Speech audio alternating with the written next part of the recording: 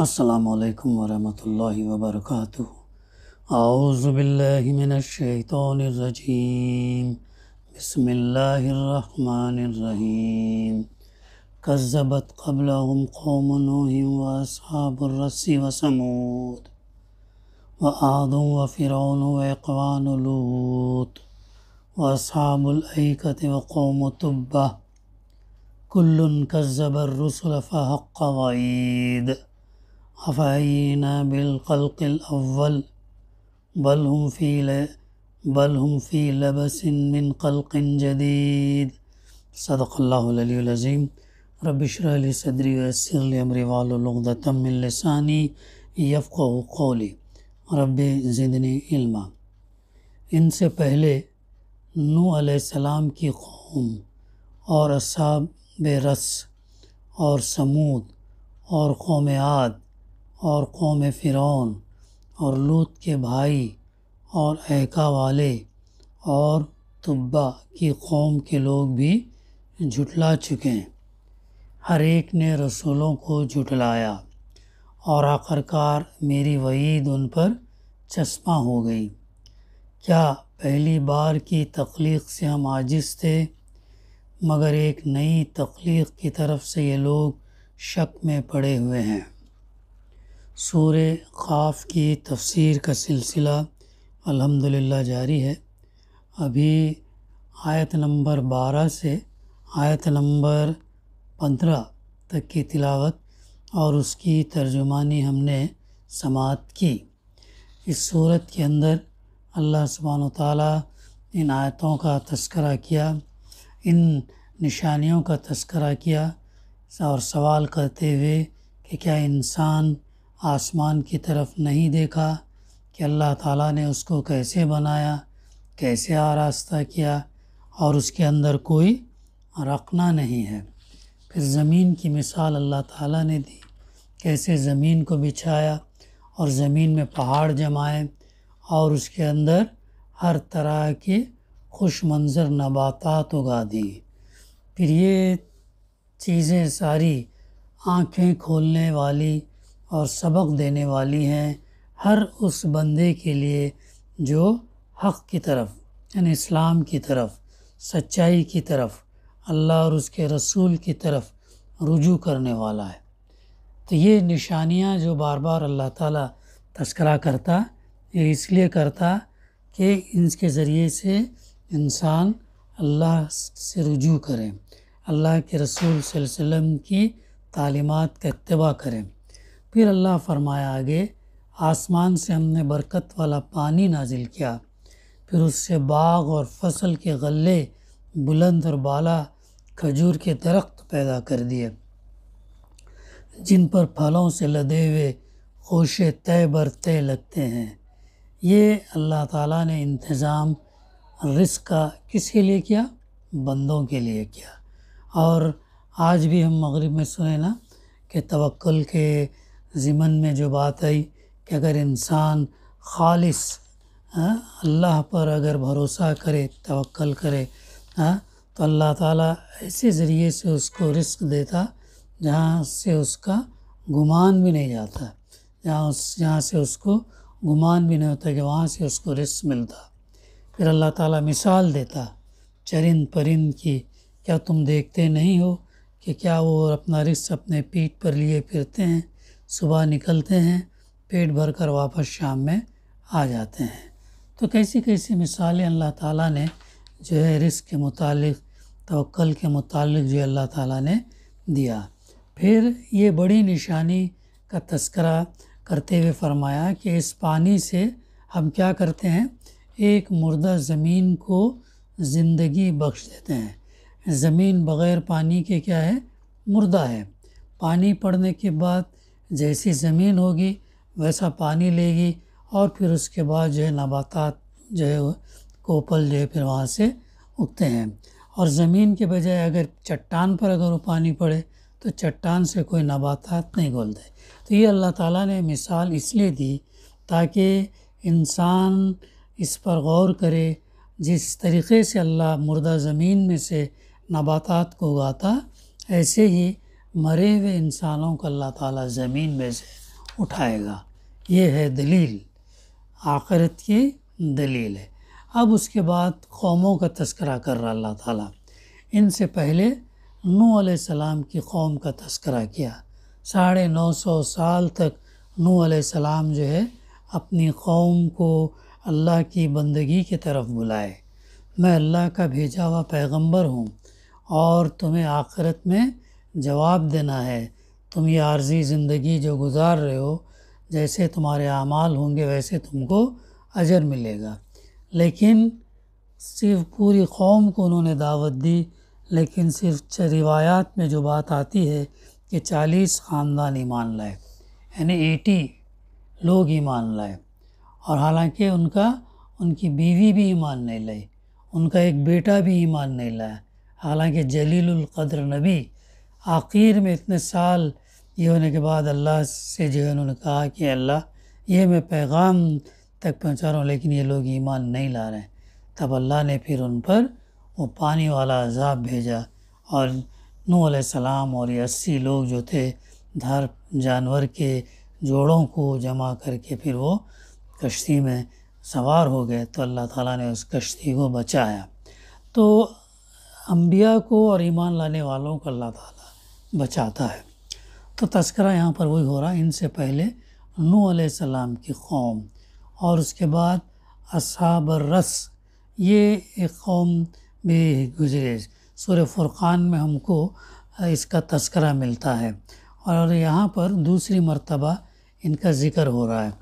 دونوں جگہ انبیاء کو جھٹلانے والی قوموں کے سلسلے میں صرف ان کا نام ہی لیا گیا ہے، کوئی تفصیل ان کے قصے کی بیان نہیں کی گئی۔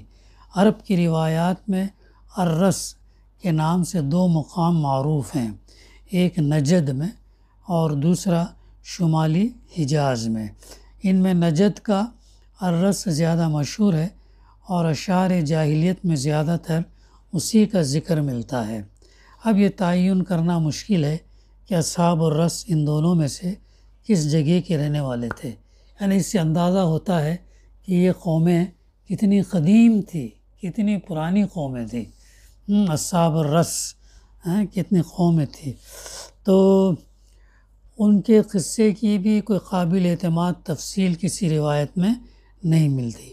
زیادہ سے زیادہ بس اتنی بات صحت کے ساتھ کہی جا سکتی کہ یہ کوئی ایسی قوم تھی جس نے اپنے نبی کو کنویں میں پھینک دیا تھا، نبی کو کنویں میں پھینک دیا تھا۔ تو یہ اکثر بنی اسرائیل کا معاملہ یہی تھا، بنی اسرائیل بھی ایک تو جھٹلاتے بھی تھے اور نبیوں کو جو ہے وہ قتل بھی کرتے تھے، ایسی حرکات بنی اسرائیل، اور وہی چیز جو ہے وہ آج کے یہودیوں کے اندر بھی آئی ہے کہ کنویں پھینک دیا۔ لیکن قرآن مجید میں جس طرح ان کی طرف محض ایک اشارہ کر کے چھوڑ دیا گیا، اس سے خیال ہوتا ہے کہ نزول قرآن کے زمانے میں اہل عرب بالعموم اس قوم اور اس کے قصے سے واقف تھے، اور بعد میں یہ روایات تاریخ میں محفوظ نہ رہ سکے۔ جیسے اس وقت وہ لوگ واقف تھے لیکن بعد میں وہ محفوظ نہیں رہ سکے۔ پھر اس کے بعد قوم سمود کا تذکرہ ہے، قوم عاد کا تذکرہ، اور قوم فرعون کے بجائے صرف یہاں پر فرعون کا نام لیا گیا، کیونکہ وہ اپنی قوم پر اس طرح مسلط تھا کہ اس کے مقابلے میں قوم کی کوئی آزادانہ رائے اور عزیمت باقی نہیں رہی تھی۔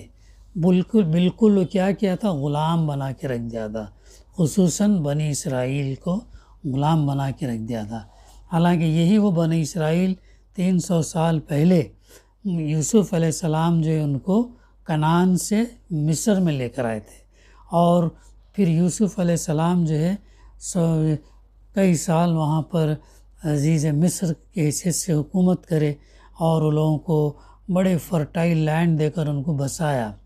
لیکن بعد میں دھیرے دھیرے ہوا کیا، یہ فرعون سورج پرست ان لوگوں کا غلبہ ہوا اور بنی اسرائیل کو کیا کر دیا، غلام بنا کر رکھ دیا، سیکنڈ کلاس سٹیزن بنا کر رکھ دیا۔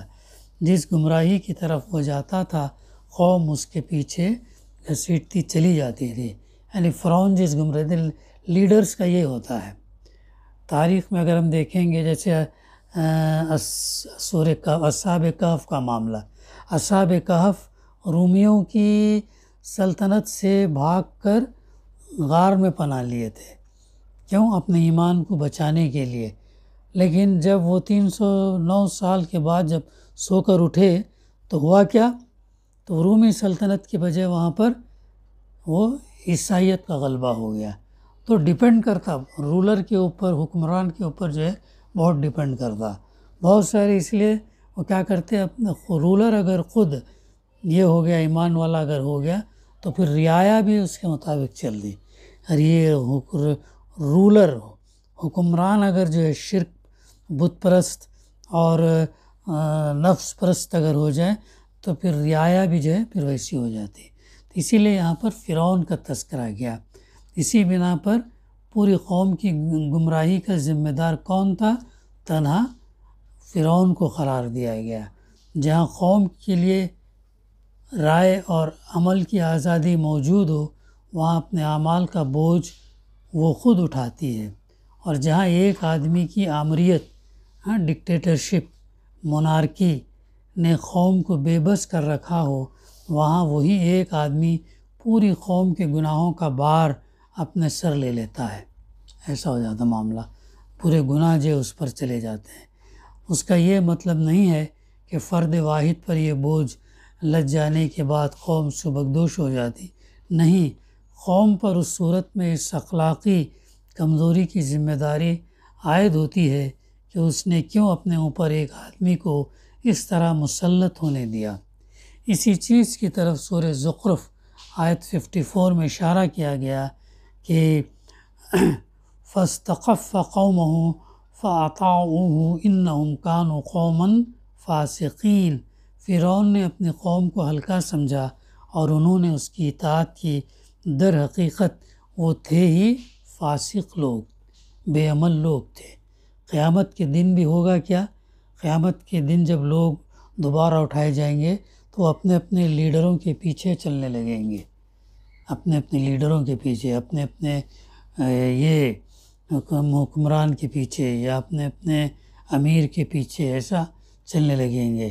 تو جو صحیح راستے پر چلا ہوگا تو صحیح اس پر جائے گا، تو جو غلط راستہ پر چلا ہوگا تو غلط راستے پر لے کے چلا جائے گا۔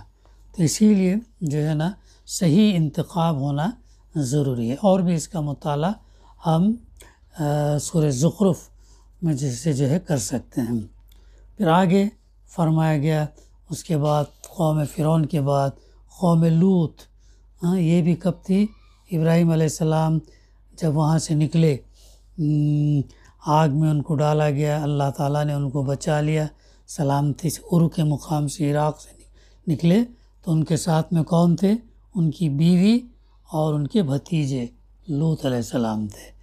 تو لوط علیہ السلام کا بھی تذکرہ گیا، یہ بھی کیسی برائی میں ملوث تھی، تو اللہ تعالیٰ نے اس قوم کی بستی کو کیا کر دیا؟ پلٹ دیا، اور اس کے اوپر ابھی ڈیڈ سی ہے وہاں پر۔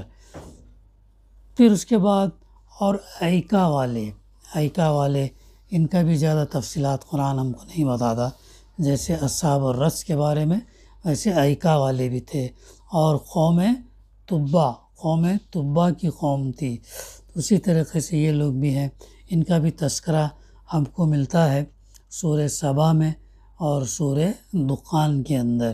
تبا کی قوم کے لوگ بھی جھٹلا چکے ہیں، یعنی ان سب نے اپنے رسولوں کی رسالت کو بھی جھٹلایا اور ان کی دی ہوئی اس خبر کو بھی جھٹلایا کہ تم مرنے کے بعد پھر اٹھائے جاؤ گے۔ تو یہ صورت اللہ کے رسول صلی اللہ علیہ وسلم اکثر فجر میں پڑھا کرتے تھے، بار بار پڑھا کرتے تھے، اتنا پڑھا کرتے تھے کہ پیچھے جو ہے لوگ جو تھے اس میں سے ایک صحابیہ کا تذکرہ ملتا ہے کہ ان کو یہ صورت یاد ہو گئی تھی۔ تو یہ نشانیاں، یہ چیز، آخرت کے دلائل جو اس کے اندر دیے گئے ہیں۔ تو یہ قوموں نے کیا کیا؟ جھٹلایا، ہر ایک نے رسولوں کو جھٹلایا، اگرچہ ہر قوم نے صرف اس رسول کو جھٹلایا جو اس کے پاس بھیجا گیا تھا، مگر چونکہ اس خبر کو جھٹلا رہی تھی جو تمام رسول بالاتفاق پیش کرتے رہیں، اس لیے ایک رسول کو جھٹلانا در حقیقت تمام رسولوں کو جھٹلا دینا تھا۔ علاوہ بری ان قوموں میں سے ہر ایک نے محض اپنے ہاں آنے والے رسول ہی کی رسالت کا انکار نہ کیا تھا، بلکہ وہ سرے سے یہی بات ماننے کے لیے تیار نہ تھی کہ انسانوں کی ہدایت کے لیے کوئی انسان اللہ تعالیٰ کی طرف سے مامور ہو کر آ سکتا۔ اس لیے وہ نفس رسالت کے منکر تھے، اور ان میں سے کسی کا جرم بھی صرف ایک رسول کی تکذیب تک محدود نہ تھا۔ اور آخر کار پھر آگے اللہ تعالیٰ فرماتا فحق وعید، اور آخر کار میری وعید ان پر چسپاں ہو گئی، یعنی یہ آخرت کے حق میں تاریخی دلائل ہیں۔ اس سے پہلے کہ 6 آیتوں میں امکان آخرت کے دلائل دیے گئے تھے، اور اب ان آیات میں عرب اور اس کے گرد پیش کی قوموں کے تاریخی انجام کو اس بات کی دلیل، تاریخی قوموں کا تذکرہ کیا، پھر ان کا انجام بیان کیا، مختصراً پیش کیا گیا۔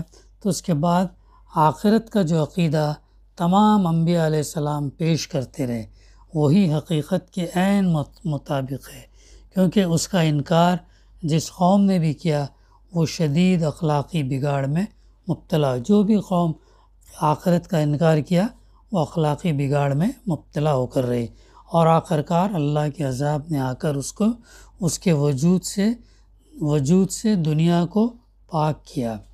آخرت کے انکار اور اخلاق کے بگاڑ کا یہ جو تاریخ کے دوران میں مسلسل نظر آ رہا ہے، اس امر کا صحیح ثبوت ہے کہ انسان فی الواقع اس دنیا میں غیر ذمہ دار اور غیر جواب دہ بنا کر نہیں چھوڑ دیا گیا، بلکہ اسے لازماً اپنی مہلت عمل ختم ہونے کے بعد، اپنی مہلت عمل کب ختم ہوتی؟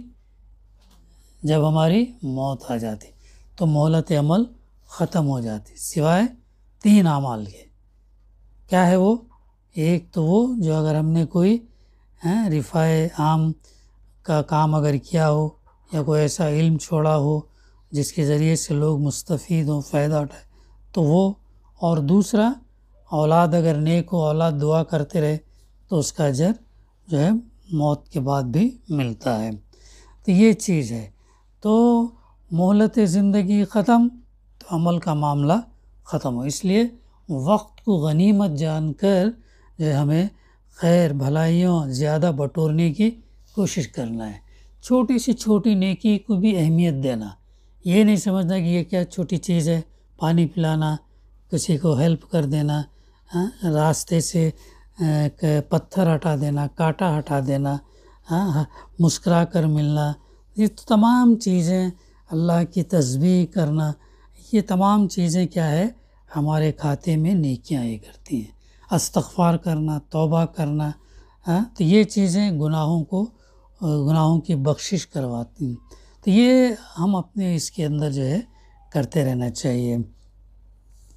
تو اسی لیے تو جب کبھی وہ اپنے آپ کو غیر ذمہ دار سمجھ کر دنیا میں کام کرتا ہے، اس کی پوری زندگی تباہی کے راستے پر چل پڑتی ہے۔ اب جس کے اندر آخرت کا ایمان نہیں ہے، کمزور ہے، تو پھر اس کی زندگی کیسے رہتی ہے؟ وہ کیا کرتا ہے؟ اپنے نفس کے مطابق چلتا ہے، رسم و رواج کے مطابق چلتا ہے، وہ دنیاوی فائدوں کو دیکھتا ہے، وہ دنیا کے مال، متاع، اقتدار، ان چیزوں کے اوپر اس کا فوکس رہتا ہے۔ وہ سمجھتا ہے کہ یہیں یہ چیزیں مل گئے تو اچھا ہے، باقی آگے دیکھا جائے گا۔ ایسا نہیں ہے، مومن کا معاملہ ایسا نہیں ہے، بلکہ اسے اپنے آپ کو اپنے نفس کے مطابق نہیں، رسم و رواج کے مطابق نہیں، باپ دادا کے مطابق نہیں، بلکہ قرآن مجید کے مطابق اور اللہ کے رسول صلی اللہ علیہ وسلم کی تعلیمات کے مطابق گزارنا۔ اسی لیے جو لوگ ایمان والے نہیں ہیں ان کی زندگیاں کیسے ہیں؟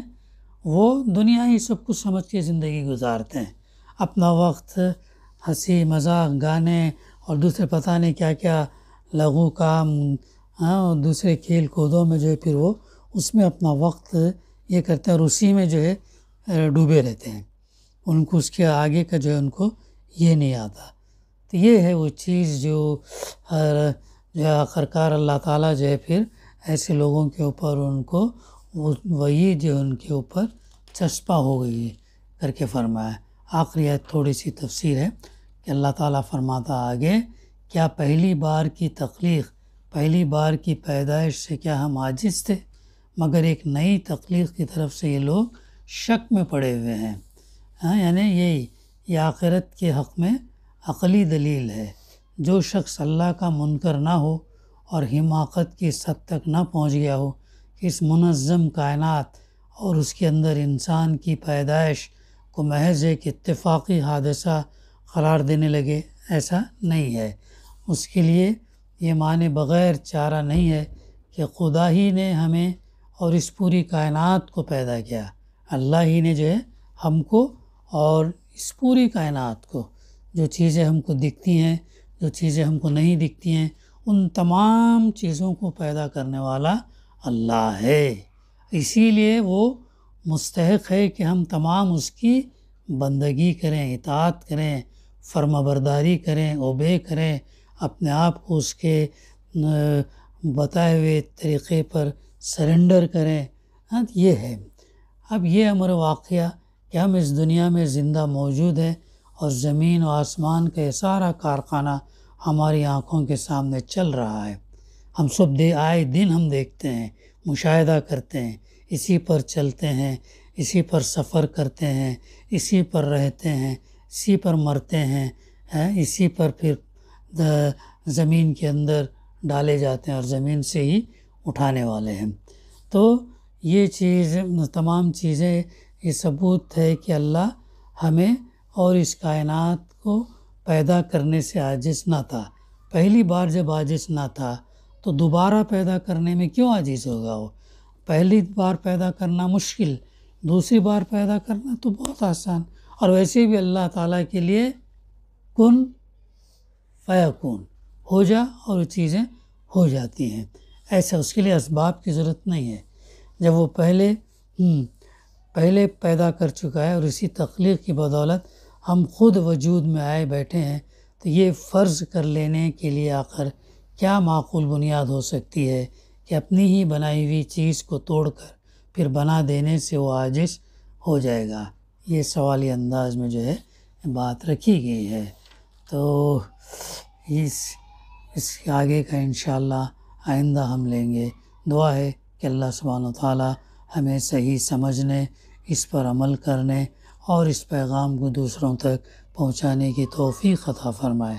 اے اللہ، تو ہمارے عبادات کے اندر اور ہماری عبادت کے اندر تاثیر عطا فرمائے، اور ہم جو دعائیں کریں اے اللہ تعالیٰ تو قبول فرما اور ہمارے لیے خیر کا معاملہ کر۔ ربنا تقبل منا انک انت السمیع العلیم وتب علینا انک انت التواب الرحیم۔